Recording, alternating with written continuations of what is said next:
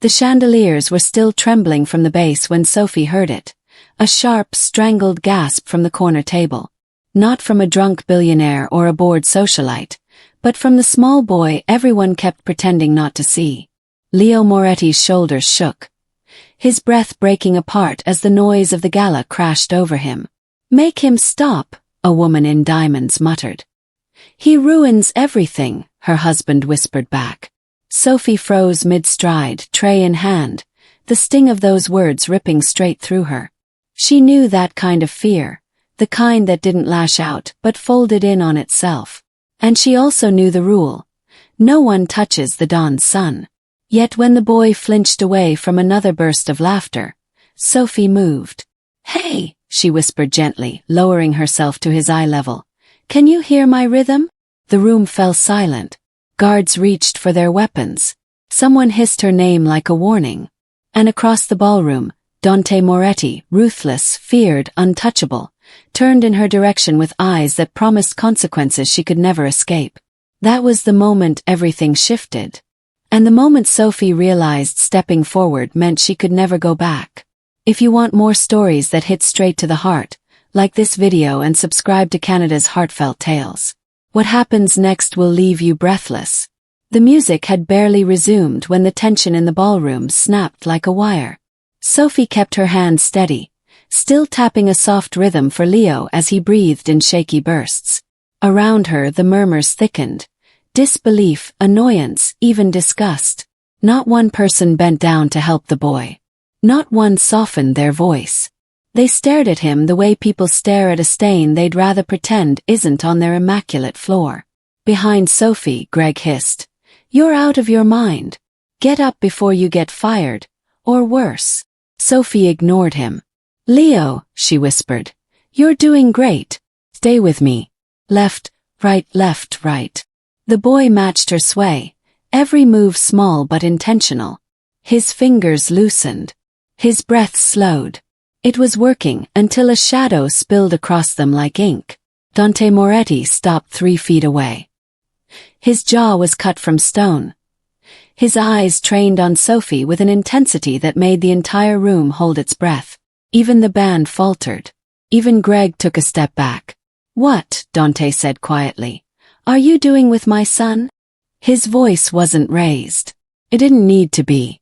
The danger lived underneath it, simmering like heat beneath steel. Sophie swallowed hard. He couldn't breathe. He was overwhelmed. "I helped him find a rhythm." Dante's eyes flicked to Leo. Calmer now, small hand still holding Sophie's. Something inside the Don cracked. Grief. Relief. Wonder. Passed too quickly to name. Before he could speak, Greg jumped in. "Sir, she caused a scene, knocked over the floral stand." "That stand fell because you shouted at him," Sophie shot back. Gasps rippled. Greg paled. Dante didn't look at him. He kept his gaze fixed on Sophie. "Come with me," he said. It wasn't a request. Within minutes she was in the Escalade, heart pounding as the city lights blurred behind tinted glass. But nothing prepared her for the moment Dante laid bare what he feared most. "My boy," he said, voice raw, "hasn't spoken to anyone in years. Tonight he counted with you. I don't know if I should thank you or fear you." "I don't want anything from you," Sophie replied. "That's what scares me." When the doll appeared in Leo's bedroom, head severed and placed on his pillow, the house exploded into motion. Dante's rage ignited like fire along a fuse. Guards swept the estate. Men shouted into earpieces. The lights went from warm to cold. But down in the bunker it was quiet, too quiet. Leo tucked into the corner, shaking. Sophie lay on the floor beside him, speaking softly, tracing patterns he could follow. "You're safe here. Nothing can get through these walls." He whispered, "Like Batman." She smiled. "Exactly." When Dante entered, streaked in someone else's blood, the air shifted. Yet Leo didn't scream. He lifted his head. "Hi, Dad." Dante froze. Sophie watched him blink away, something dangerously close to tears. The fragile peace shattered the next morning. Breakfast was served under bulletproof glass. Guards lined the perimeter. Leo's smoothie arrived, thick and green, until Sophie noticed the color wasn't right. "Stop," she said sharply. Leo paused, glass halfway to his lips. Sophie grabbed it from his hand, knocking it over. The liquid hit a silver platter and sizzled, eating through the metal. Someone screamed. Dante lunged across the table, gun drawn. "What did you put in that drink?" The new staff member, Paolo, fell to his knees. "They made me. They have my sister. Please, Don Moretti." The truth poured out in sobs. The Rossis had infiltrated the Moretti estate. And they weren't aiming for Dante. They were aiming for Leo. Dante's fury was volcanic. "Take him to the basement. I want every name." But even after the ambush, even after patching up Dante's bullet wound with trembling hands, Sophie sensed something deeper. Someone else was moving pieces from the shadows. Someone close. That someone revealed himself in the library. Dante called a meeting with his capos, every man leaning forward, waiting for orders. Tension crackled through the room like a pulled thread ready to snap. "Loyalty," Dante said, "is the only shield we have left."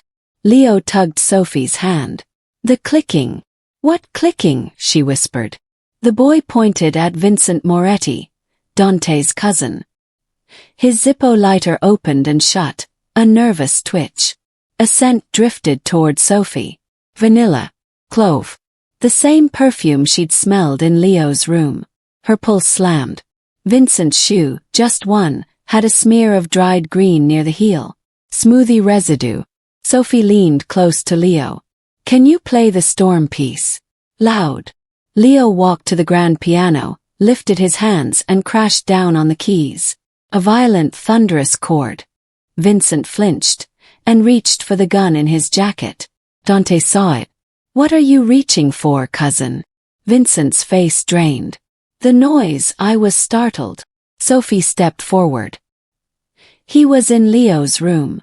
Perfume. The clove cigarettes. The smoothie stain. It was him. Gasps tore through the men. Half stood. Weapons cocked. Vincent spat. "He's weak. He's a liability. And you." He pointed at Dante, shaking with fury. "You let this waitress control your family like a puppet." His hand darted for the gun. But Dante was faster. He hurled a crystal decanter across the room. It struck Vincent's face with a sickening crack. Vincent collapsed, screaming, blood pouring from his nose. Marco and two capos pinned him to the rug. "You tried to kill my son," Dante whispered. "You betrayed our blood. You brought fear into my home." Vincent sobbed. "I did it for us. He shouldn't lead." "You're right," Dante said softly. "You won't be leading anything again." He nodded once to Marco. The kind of nod that rewrites a man's destiny. 3 hours later, Sophie heard the outcome from the kitchen staff. They whispered it in shock, with a strange mix of fear and satisfaction.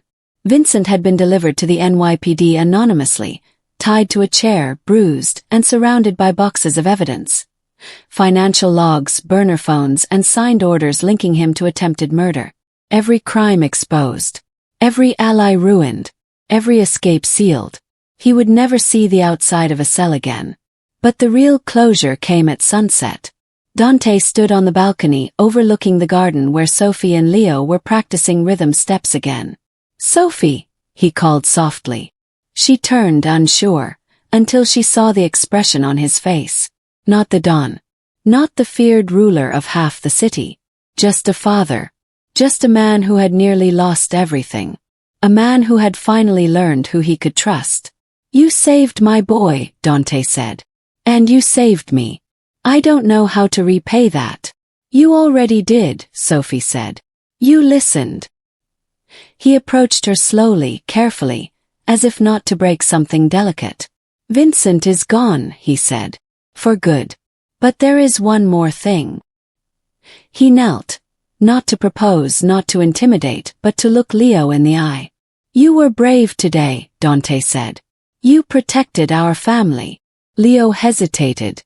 Then he placed his small hand on his father's shoulder. "Dad," he whispered. "Sophie makes the noise go away." Dante closed his eyes, breath shaking. When he opened them, he looked at Sophie with something deep, anchored and real. "Stay," he said simply. Not an order. Not a threat. Request. And the first time he'd ever made one. Sophie nodded. The sun dipped low, washing the estate in warm amber light. For the first time, the place felt less like a fortress and more like a home rebuilt from broken pieces. But somewhere beyond the garden, past the iron gates, trouble waited, because the world never stayed quiet for long. And the Moretti name still cast a long shadow across the city. Yet tonight, for this moment, justice had been served. And the man who tried to destroy them sat alone in a concrete cell, screaming into the dark where no one would ever hear him again. The real war would come later, but Sophie finally knew she wasn't facing it alone. Dante stayed on the balcony long after the last guard finished their rounds, watching the small figure in the garden where Sophie and Leo traced soft patterns in the gravel. Their movements were simple, but something in them felt new, steady, unforced, almost peaceful. For the first time in years, the estate didn't feel like a battleground. Felt lived in. Sophie looked back toward the house, catching the faint outline of Dante's silhouette against the glass. She wasn't the woman who had walked into that ballroom carrying a tray she could barely balance. She had stepped into a world built on secrets and fear, yet somehow found a truth that didn't break her. It clarified her.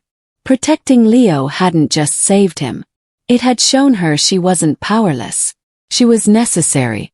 Inside, the lights dimmed as the staff settled. The corridors that once echoed with suspicion now held a softer hum. Justice had found the man who hid behind charm and blood ties, and with him gone, the house breathed easier. Even Dante's voice changed, quieter but clearer, as if he'd finally stopped bracing for the next betrayal. Sophie knelt beside Leo as he pressed a tiny pebble into her palm. "For good luck," he said. She closed her fingers around it, surprised by how warm it felt. Maybe change didn't come in grand gestures. Maybe it came in moments like this, small, certain, and honest. And as the night settled over the Moretti estate, one thing was unmistakable. The truth hadn't destroyed them. It had rebuilt them. If this story moved you, help us keep sharing moments of courage like this. Please like the video, share it with someone who needs it, and subscribe to Canada's Heartfelt Tales so our community can continue to grow.